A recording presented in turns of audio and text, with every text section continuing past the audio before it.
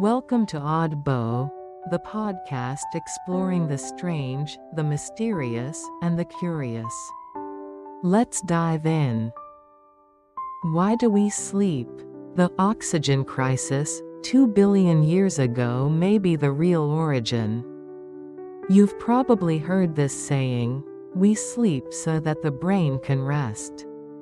But if you were hooked up to an EEG while asleep and took a peek at your brainwaves, good grief, who's throwing a rave in there? You're out cold, yet your brain is busier than ever. It's replaying all the random chaos you saw during the day. That's right, over a single day, your brain takes in thousands of bits of information. And once you fall asleep, it starts working overtime, strengthening useful memories and clearing out the useless junk. Skip sleep, and your brain becomes like a computer that's never cleared its cache, laggy, glitchy, and even your dreams start making no sense.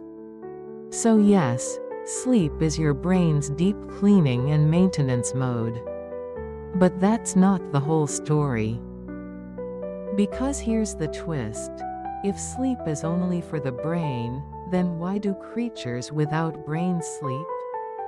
Take the hydra, a tiny creature with no brain at all, yet it clearly shows sleep-like behavior. That means sleep must be much older than the brain itself. Scientists have traced the origin of sleep all the way back, more than 2 billion years, to ancient Earth. Back then, the planet was nothing like it is today. Oxygen, the gas we now depend on, was once a deadly poison. Why? Because oxygen is too reactive. It loves to combine with other molecules, creating free radicals, tiny chemical arsonists that destroy cells from within. And then came the cyanobacteria, the first organisms to perform photosynthesis. When the sun rose, these little beings went wild, pumping oxygen into the atmosphere non-stop. Soon, oxygen levels skyrocketed, and Earth turned into a toxic chamber. Most life forms couldn't handle it. They suffocated in the Great Oxygen Catastrophe. But a few survivors pulled through. They evolved antioxidant defense systems, mechanisms to neutralize the dangerous free radicals. Scientists gave this system a cute nickname, anti, short for antioxidant. During the day, when sunlight was fierce and photosynthesis was booming, oxygen flooded the environment. Anti had to stay on full alert, fighting oxidative stress non-stop. At night, the sun disappeared, photosynthesis stopped, oxygen levels dropped. Finally, Anti could rest, repairing the day's cellular damage. Over time, this daily rhythm of defense and repair became hardwired into life itself. The first circadian rhythm, the ancestor of our biological clock. In other words, sleep began as a built-in cellular repair schedule, nature's original night shift. To manage this rhythm more precisely, our bodies later hired 2 night shift supervisors. First, adenosine, the fatigue meter. The longer you stay awake, the more adenosine builds up, making you drowsy. When you sleep, it's cleared away, leaving you refreshed when you wake. Second, melatonin, the light-sensitive timekeeper. When darkness falls, your eyes tell your pineal gland to release melatonin, a gentle signal that says, it's time to sleep.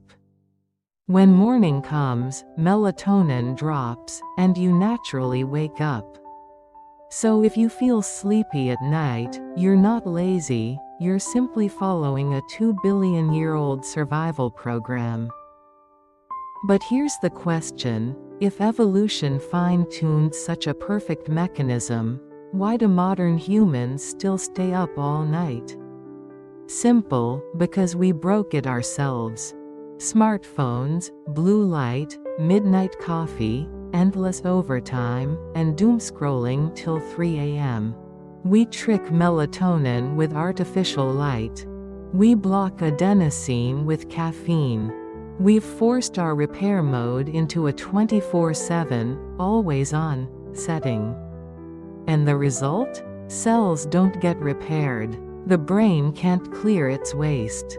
Immunity drops. Anxiety rises. Memory fades. And chronic fatigue creeps in. So no, sleep isn't a waste of time. It's the most fundamental act of self-preservation. You're not wasting the night. You're fulfilling a 2-billion-year-old biological contract. To be continued. Because there's still one question left. Why is it that even when you're dead tired, you still can't fall asleep? Why does your brain say, "I'm not sleepy yet," even at 3 a.m.? Find out next time in Why You're Wide Awake at 3 a.m., and your brain says it's fine. Inspired by cutting-edge life science research, this episode blends humor and biology, a tribute to everyone fighting sleepless nights. Remember, sleep isn't weakness. It's evolution's most powerful shield.